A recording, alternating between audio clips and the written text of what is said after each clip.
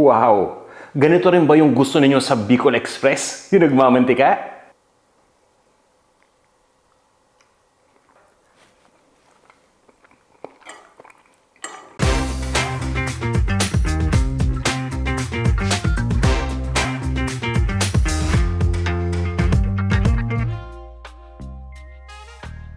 Guys, kamusta na? Ako po si Vanjo Merano ng PanlasangPinoy.com. At para sa ating video, ipapakita ko sa inyo kung paano ako magluto ng nagmamantikang Bicol Express.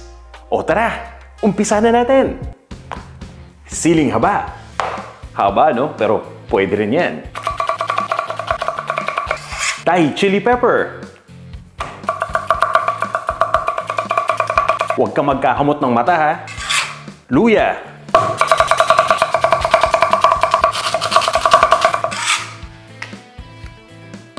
Sibuyas.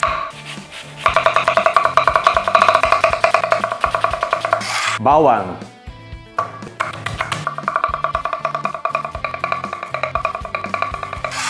Baboy! Pork liempo ang gamit ko.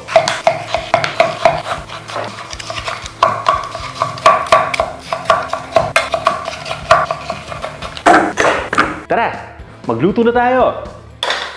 Pork. Pwede kayong gumamit ng ibang cuts ng pork dito. Luya. Hiniwa ko lang ng maninipis yan, pero pwede ninyong pitpitin lang. Okay na rin yun. Bawang. Pwede rin kayong gumamit ng garlic powder kung walang fresh bawang na available or ng garlic puree. Sibuyas. Mas maraming sibuyas, mas masarap. Siling haba. Ito yung pagkahaba-habang sili na hiniwa natin kanina. At pwede kayong gumamit dito ng siling pansigang. Kung gusto niyo na maanghang talaga yung inyong Bicol Express, isama nyo na pati yung buto ng sili. Thai chili pepper. Of course, pwede kayong gumamit dito ng siling labuyo para talagang maging super anghang ng Bicol Express ninyo. Salted krill.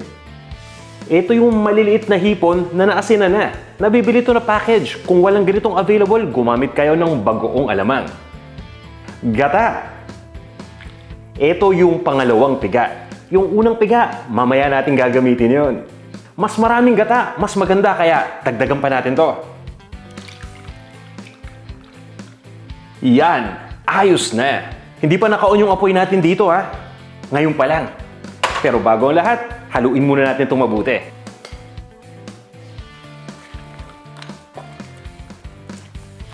Siguraduhin nyo lang na na-mix nyo lahat ang mga ingredients, ha. Takpan lang natin to. At pabayaan lang muna natin na kumulo yung mixture. At once na kumulo na, konting halo-halo pa. Takpan mo lang to at i-adjust mo muna yung init to the lowest setting. At ituloy lang natin ang pagpapakulo hanggang sa lumambot na mabuti itong pork liempo na gamit natin. Bantayan nyo lagi yung niluluto ninyo, ha? At after 30 minutes, ito na nga yung nangyari dito sa niluluto natin. Kung mapapansin niyo yung liquid halos papa-evaporate na ng tuluyan. Pero yung pork, hindi pa ganun kalambutan. Kung nangyari sa inyo tong sitwasyon na to, pwede kayong magdagdag ng tubig. Pakonti-konti lang muna yung paglagay nyo ng tubig. At ituloy na natin yung pagluto dito. And at this point ay okay na to. So nag-evaporate na yung most ng liquid. Malambot na yung pork natin. Pwede kayong maglagay pa ng kakanggata o yung unang piga.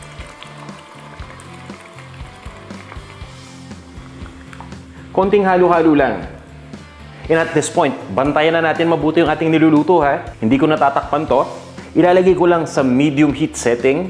Ituloy lang natin itong iluto habang hinahalo ng bahagya occasionally. Hanggang sa mag-evaporate na yung gata. At ang pinakagusto ko dito, yung nagmamantika. Yun yung subukan nating ma-achieve. Timplahan na natin! Maggi Magic Sarap! Nasa sa inyo kung gaano karami yung ilalagay nyo, ha. Nakakatulong to para mag-enhance ng flavor at ng aroma ng ating niluluto. Huwag na natin patagalin pa yung pagluluto, okay na to. To turn off ko na yung heat, extra pa na siling haba.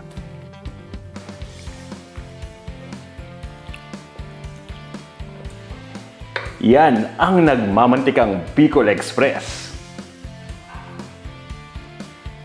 Wow! Ganito rin ba yung gusto ninyo sa Bicol Express? Yung nagmamantika? O tara, tikman na natin to!